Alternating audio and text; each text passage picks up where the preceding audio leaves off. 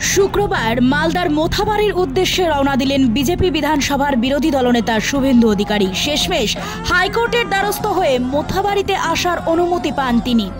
মালদা জেলার মোথাবাড়িতে কয়েকদিন আগে জেহাদিদের দ্বারা ভয়ঙ্কর অত্যাচার হয়েছে। প্রায় ৮৬টি পরিবার আক্রান্ত হয়েছেন, মা বোনেরা আক্রান্ত, কারো হাত ভেঙে দেওয়া হয়েছে তো কারো পা।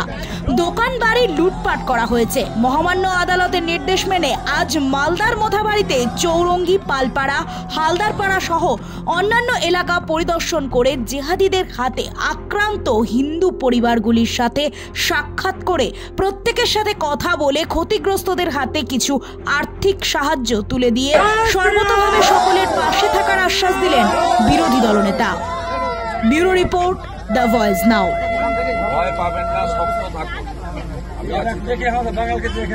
আমি আছি তো, লড়াই করে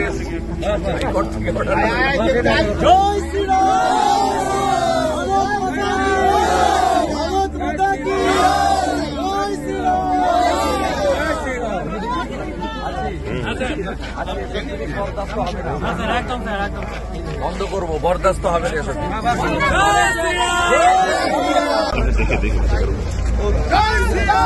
গ্রেপ্তার করা গ্রেপ্তার হয়নি।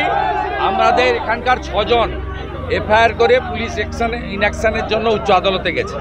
আমরা আইনি লড়াই করবো। আর যাদের যা ক্ষতি হয়েছে আমরা অ্যাসেস করেছি, এখানে প্রায় ২০ লক্ষ টাকা মতো ক্ষতি হয়েছে। আমরা প্রায় ৮-১০ লক্ষ টাকা আজকে ক্ষতিপূরণ দিয়েছি প্রত্যেককে 50% করে, বাকিটাও আমরা দেব। ওদেরকে নাকি চিহ্নিত করা গেছে। সামিনা ইয়াসমিনের কি ওনার কথা বলবেন না, ওনার কথা বলবেন না। এখানে উনি ৪৮,০০০ ভোটে হেরেছেন লোকসভা ভোটে। ওনার মূল উদ্দেশ্য হচ্ছে এইসব করে এখানে 66% মুসলিম ভোট আছে, কনসলিডেট করা। মানে এটা ওনার কথা বলবেন না। এটা পরিকল্পনা করে, পরিকল্পনা তো আছেই। এখানে তো ঈসা খান চৌধুরী ৪৮,০০০ লিড পেয়েছে। যন্ত্রণাটা বুঝি আমরা।